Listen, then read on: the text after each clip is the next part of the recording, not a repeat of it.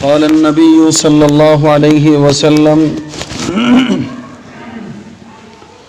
كن في الدنيا كأنك غريب أو عابر سبيل أو كما قال عليه الصلاة والسلام۔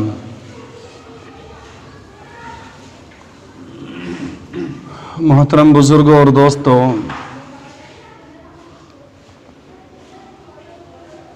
ابھی آپ حضرات کے سامنے قرآن کریم میں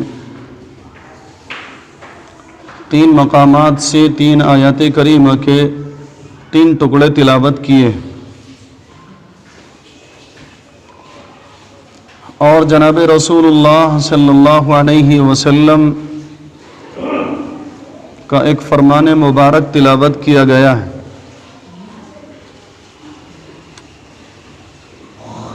اللہ رب العزت نے قرآن کریم کی ان آیات کے اندر دنیاوی زندگی کی حقیقت کو اور اس کی حیثیت کو بیان فرمایا ہے۔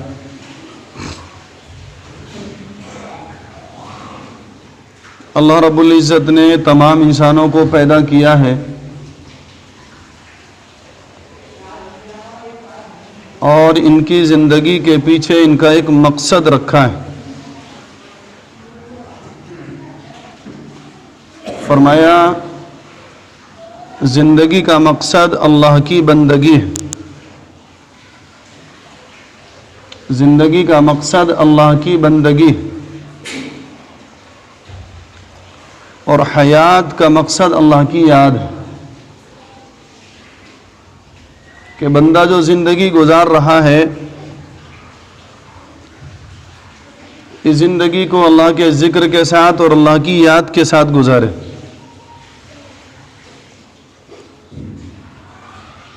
اللہ رب العزت نے ہمیں دنیا کے اندر بھیجا ہے، اور یہ دنیا کی زندگی بہت تھوڑے سے وقت کی زندگی ہے۔ اس زندگی میں بہت کام کرنا ہے۔ فرمایا دنیا کام کی جگہ ہے اور قبر آرام کی جگہ ہے، اور فرمایا جنت انعام کی جگہ ہے۔ دنیا کے اندر کام کریں گے تو قبر میں آرام ملے گا اور جنت میں انعام ملے گا۔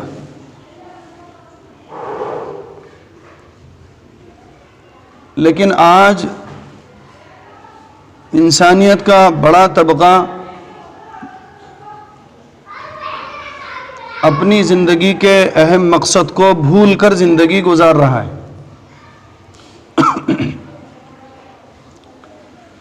ہر ایک انسان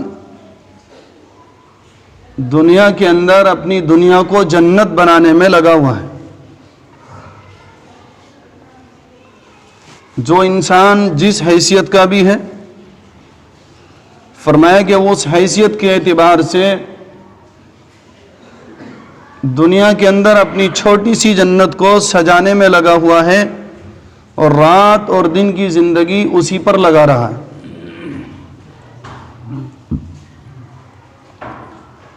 فرمایا دنیا آرام گاہ نہیں ہے، دنیا سحر گاہ نہیں ہے، دنیا عیش و عشرت کی جگہ نہیں۔ فرمایا دنیا دارالامتحان ہے،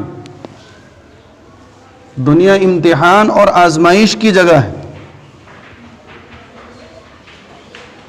ہر ایک بندہ دنیا میں آزمائش میں ہے، وہ امتحان میں ہے۔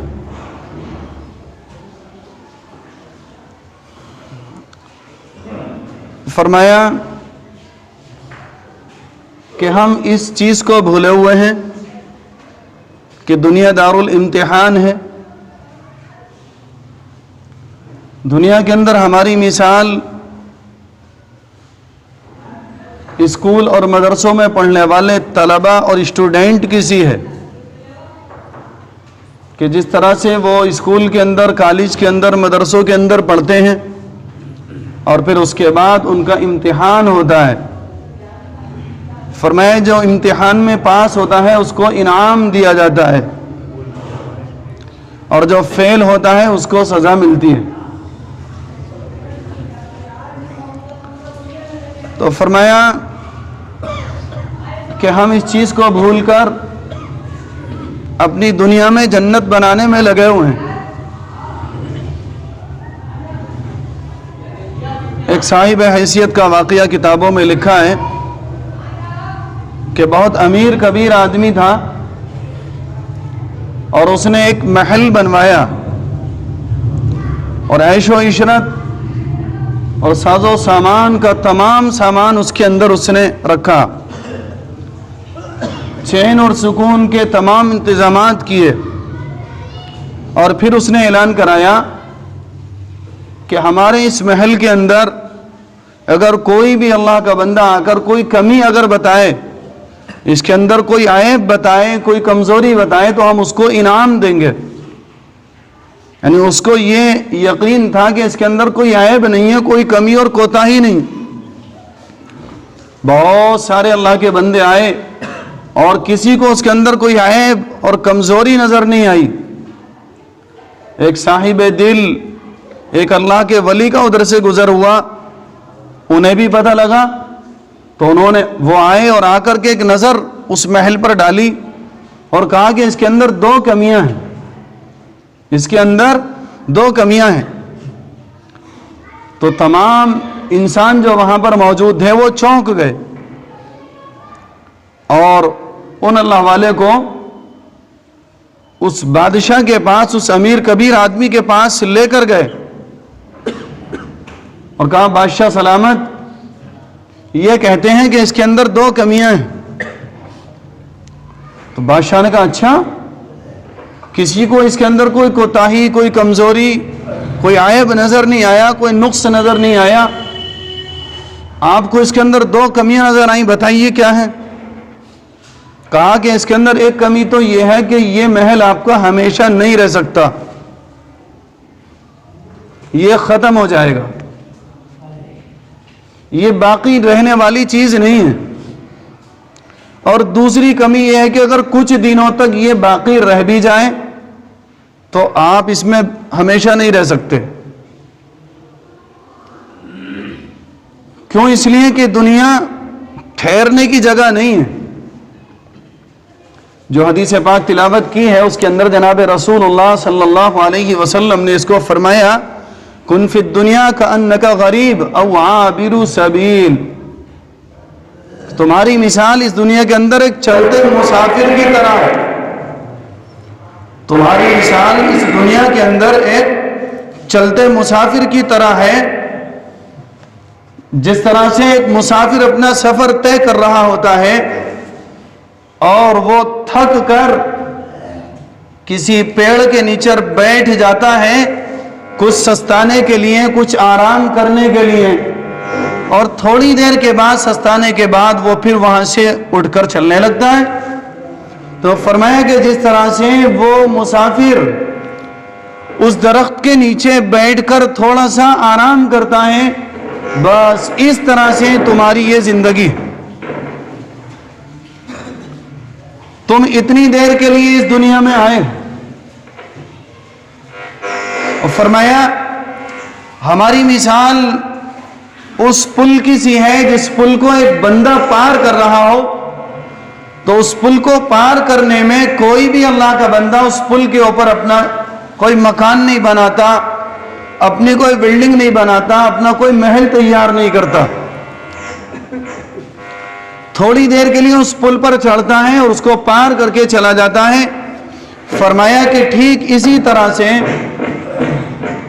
ہم عالم ارواح سے اس دنیا میں آئے ہیں، اور یہ دنیا عالم ارواح سے عالم آخرت میں جانے کا ایک پل ہے.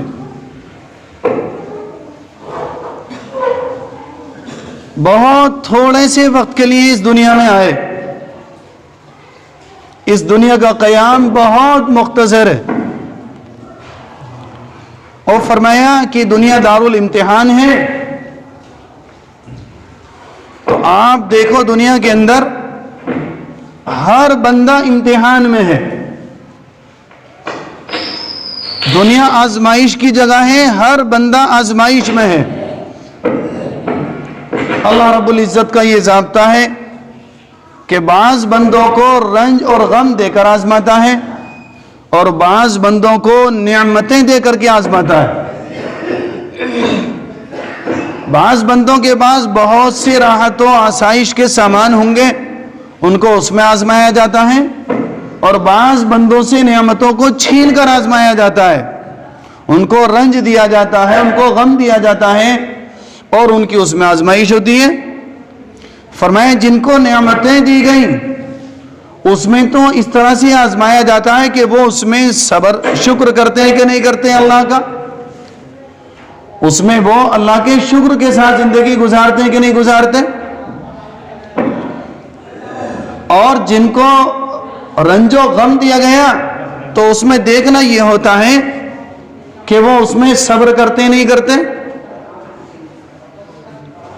کتنی مرتبہ ایسا ہوتا ہے کہ ہم کسی کو دیکھتے ہیں تو ایسا لگتا ہے کہ یہ بندہ بڑے عیش و آرام میں ہے، اس کی زندگی بڑی خوبصورت ہے،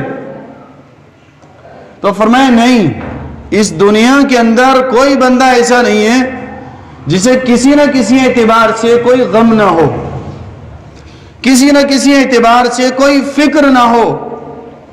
فرمایا بے فکری کی زندگی تو جنت کی زندگی ہے، اور رنج و غم سے پاک اور صاف ستھری زندگی وہ جنت کی زندگی ہے۔ فرمایا دنیا کے اندر کوئی ایسا بندہ آپ کو نہیں ملے گا جس کی زندگی میں کوئی نہ کوئی ٹینشن نہ ہو، کوئی نہ کوئی فکر نہ ہو، اندر سے کوئی نہ کوئی بے چینی اور بے قراری اور پریشانی نہ ہو۔ ایک اللہ کا بندہ تھا، وہ اللہ رب العزت سے مستقل دعا کرتا ہے، اللہ تو مجھے خوشحالی کی زندگی عطا فرما دے،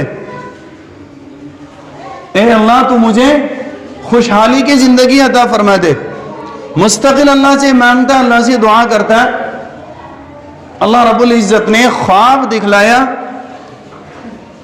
اور اس سے کہا کہ تم پورے شہر کا معائنہ کرو اور پورے شہر میں دیکھو کون ایسا بندہ ہے جس کی زندگی سب سے اچھی ہو، یا کون ایسا بندہ ہے جس کی طرح تم اپنی زندگی گزارنا چاہتے ہو، تو تم اسے طے کرو۔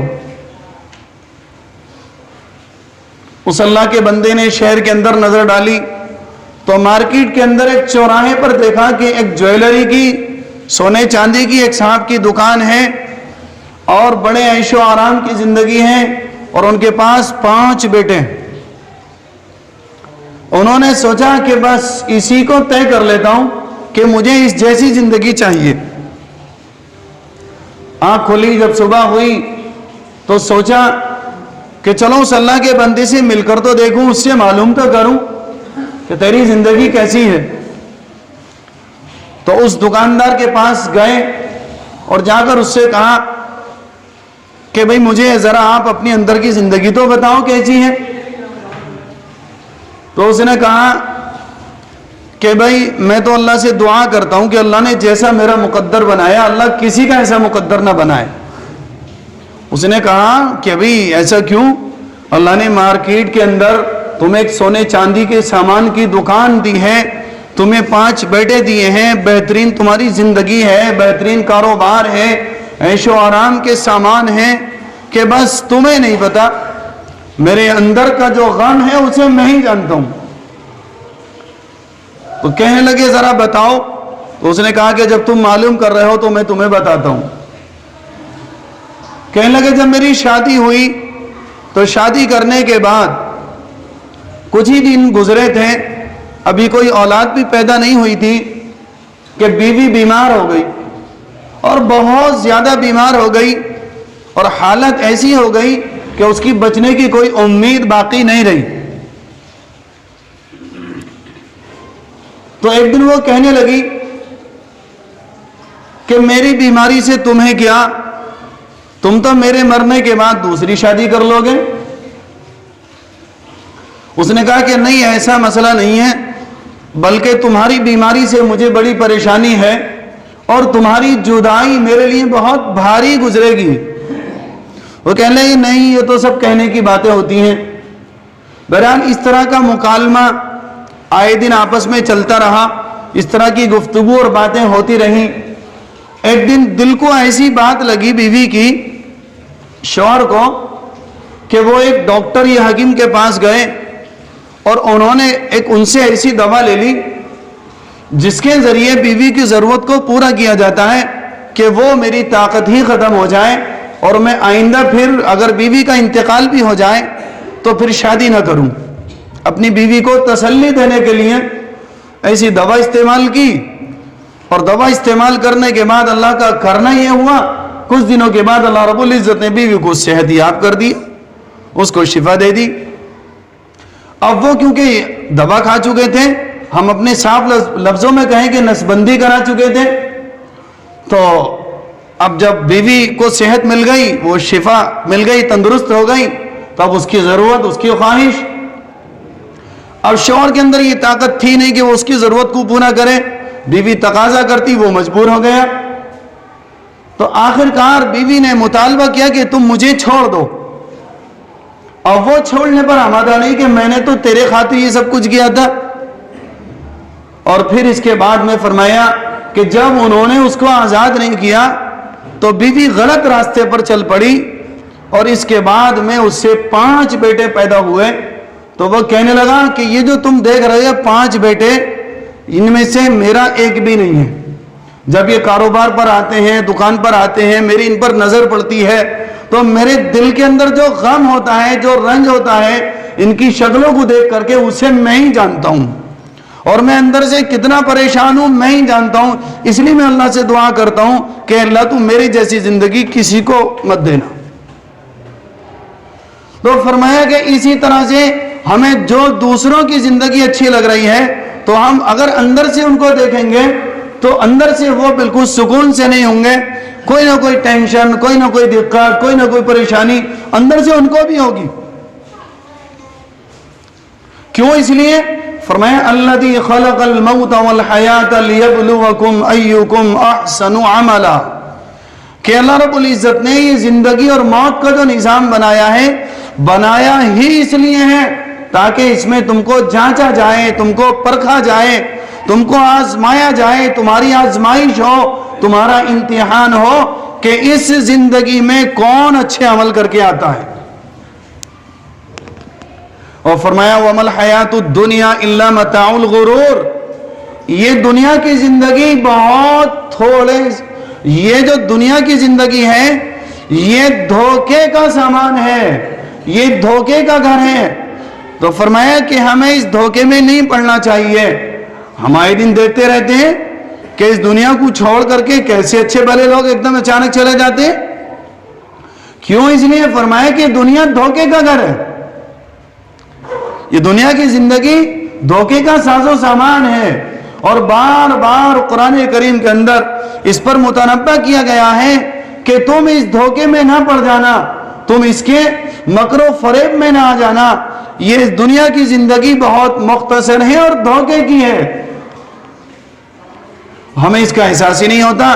ہم دنیا میں آتے ہیں اور ہم یہ سمجھتے ہیں کہ بس ہمیں ہمیشہ یہیں رہنا ہے, اور رات دن 24 گھنٹے کی زندگی ہم اس دنیا پر لگاتے ہیں. رات دن کی محنت, رات دن کی کوششیں, رات دن کی جد و جہد کائے پر؟ فرمائے اس دنیا پر. ایک بزرگ ہیں وہ فرمایا کرتے ہیں کہ آخرت کے لیے تم اتنی محنت کرو جتنا تمہیں وہاں رہنا ہے, اور دنیا کے لیے تم اتنی محنت کرو جتنا تمہیں یہاں رہنا ہے. بتاؤ دنیا میں ہمیں کتنا رہنا ہے؟ زیادہ سے زیادہ, زیادہ سے زیادہ, بہت زیادہ رہے تو 100 سال, بس اتنا ہی تو.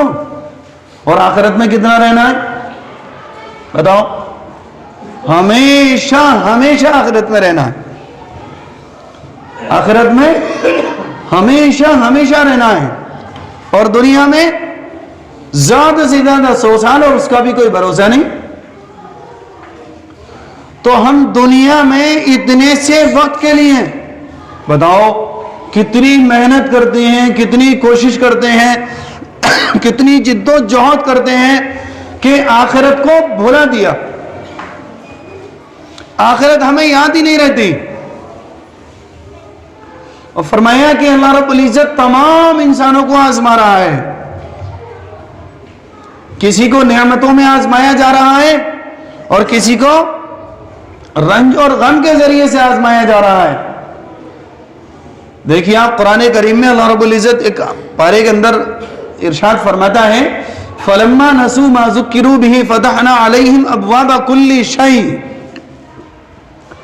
اللہ فرماتا ہے کہ جب بندوں نے اس چیز کو بھلا دیا جس کی ان کو نصیحت کی گئی تھی، جس کے لیے ان سے مطالبہ کیا گیا تھا، جو ان کو سمجھایا گیا تھا، جو ان کو بتایا گیا تھا، جب اس کو اس نے بھلا دیا تو اللہ رب العزت اس کے اوپر نعمتوں کے دروازے کھول دیتا ہے. فتحنا علیہم ابواب کل شیء. اللہ تعالیٰ اس کے لیے کیا کرتا ہے؟ نعمتوں کے دروازے کھول دیتا ہے. اب جب نعمتوں کے دروازے کھلتے ہیں تو ہم کیا سمجھتے ہیں بتاؤ؟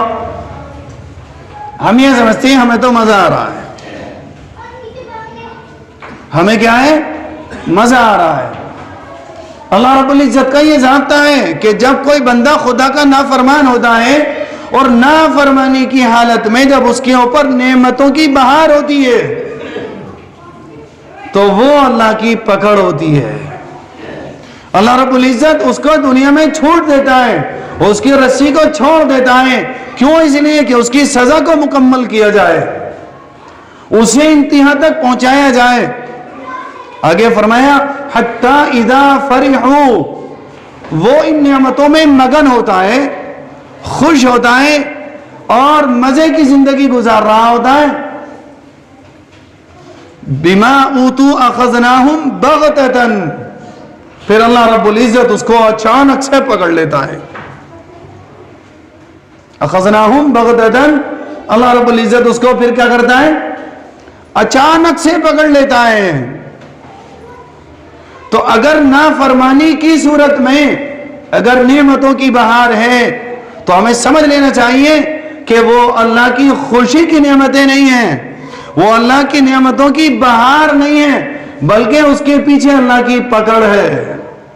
فرمائے کہ ہاں رنج و غم کے ساتھ اور پریشانیوں کے ساتھ اور اللہ کی اطاعت و فرما برداری کے ساتھ اگر اللہ کی نعمتیں آ رہی ہیں تو پھر ہمیں سمجھنا چاہیے کہ ہاں یہ اللہ کا ہمارے اوپر احسان ہے، اللہ کا انعام ہے اور اللہ کی رحمتیں ہیں. زندگی میں نمازیں نہیں ہیں، زندگی میں اللہ کی اطاعت و فرما برداری نہیں ہے اور پھر نعمتیں آ رہی ہیں تو سمجھ لو یہ اللہ کی پکڑ ہے. اس کے پیچھے کیا ہے؟ اللہ کی پکڑ ہے. تو اللہ رب العزت کبھی کبھی بندوں کو نعمتیں دے کر آزماتا ہے. تو فرمایا کہ ان نعمتوں میں جو اللہ کا بندہ اللہ کا شکر ادا کرتا ہے تو پھر اس کا ٹھکانہ جنت ہے. شکر کا مطلب کیا ہے؟